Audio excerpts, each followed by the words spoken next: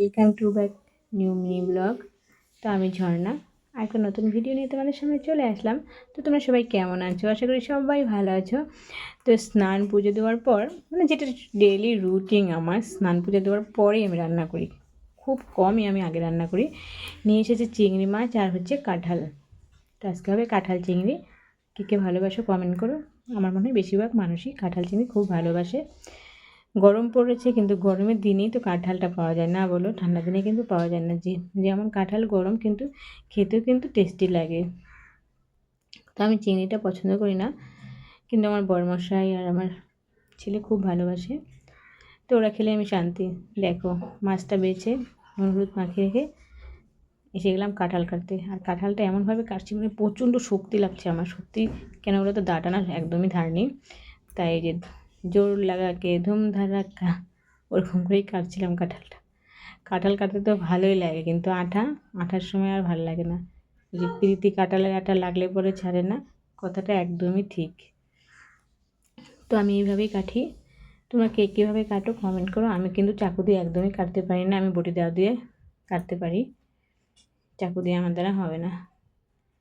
তো আমি আবার এখানে দেবো 3টে আলু। আবার যখন যারা চাকু দিয়ে কাটেন আমার দেখতে না খুব ভালো লাগে, কিন্তু বটি ছাড়া তো আমি পারি না। চেষ্টা করি, কিন্তু আমার চাকু দিয়ে একদমই ভালো হয় না। তো ওইদিকে কাঁঠাল কাটা শেষ। তো আগে থেকে পেঁয়াজ আর রসুনটা ভিজিয়ে রেখেছিলাম, আর আদা, এগুলো সব আমার ছেলে বের করে দিয়েছিলো, কারণ ছেলে গরমে ছুটি পড়ে গেছে। তো আমার হাতে হাতে কাজ করছিলো, কিন্তু ওকে করা হয়নি, ও নিজের ভিডিও করেনি আমার ছেলে। আর এদিকে আজকে সব সবজি একবার সব কিছু কেটে নিয়ে বসে পড়লাম রান্না করতে। আর লঙ্কাটা ভিজিয়ে রেখেছি, কারণ লঙ্কাটা নরম হলে বাটতে খুব সুবিধা হয়। কাঁঠাল রান্না করবো, তার জন্য আমি একটু শুকনো লঙ্কাই দেবো আজকে। আর লঙ্কাগুলো আমি বাড়িতেই শুকিয়েছিলাম। তো প্রথমে আমি ভাবলাম ভেন্ডিটাই ভেজে নিই, কারণ তাড়াতাড়ি হয়ে যায়। যেগুলো রান্না তাড়াতাড়ি হয় সেটা আমার প্রথমে রাঁধতে খুব ভালো লাগে, কারণ কাঁঠাল তো রান্না করতে দেরি হবে, তো পরে বসিয়ে দেবো এর জন্য। আর কাঁঠালটা আর ডালটা একবারেই বসাবো। তো ভেন্ডি ভাজা শেষ, এখন মাছটা ভেজে নেব। তেলটা একটু বেশি করে দিয়েছি, যেটা ওই তেলে মাছ ভাজা শেষ ওই তেলেই রান্না করে নেব, কিন্তু হয়নি। তারপরে একটুখানি তেলও দিতে হয়েছে। তারপরে আলু আর রসুনটা ভেজে নিলাম। যেহেতু মাংসের মতো কাঁঠালটা রান্না করবো, তাই ভাবলাম 2টো রসুনও দিয়ে দিই, খেতে খুবই ভালো লাগবে।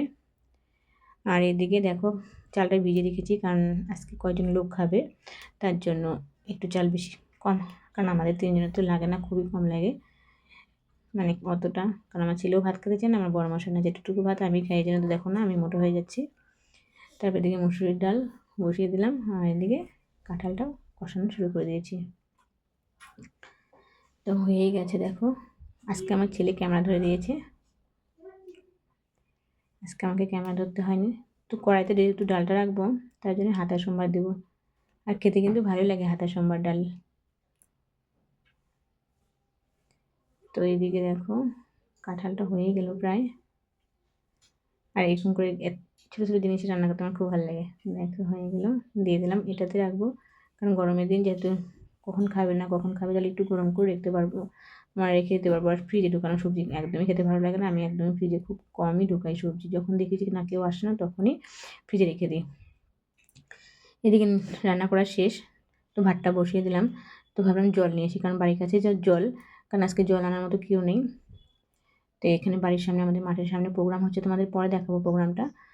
তো জল আনা শেষ, আসার পর দেখি ভাতটা হয়েই গেছে, আর একটু দেরি হলে ভাতটা একদম নরম হয়ে যেত।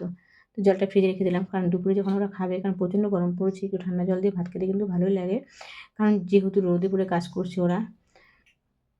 আর ভাতটা এখানেই আমি গামলাতে ছেঁকা দিয়ে দিলাম, যাতে ভাতটা নরম না হয়, কারণ নরম ভাত দিয়ে কিছুই খেতে ভালো লাগে না। এই যে এগুলো আমার বড়ের ব্যবসা হচ্ছে এটাই। তো আমি খেতে বসে গেলাম। তো আমার ভিডিওটা যদি ভালো লাগে অবশ্যই লাইক কমেন্ট করো, আর প্লিজ সবাই একটু পাশে থেকো, আর আমার চ্যানেলটাকে সাবস্ক্রাইবও করে দিও আর ফলো করে দিও। তো টাটা বন্ধুরা, ভালো থেকো সুস্থ থেকো, কালকে দেখা হবে। সবাইকে অনেক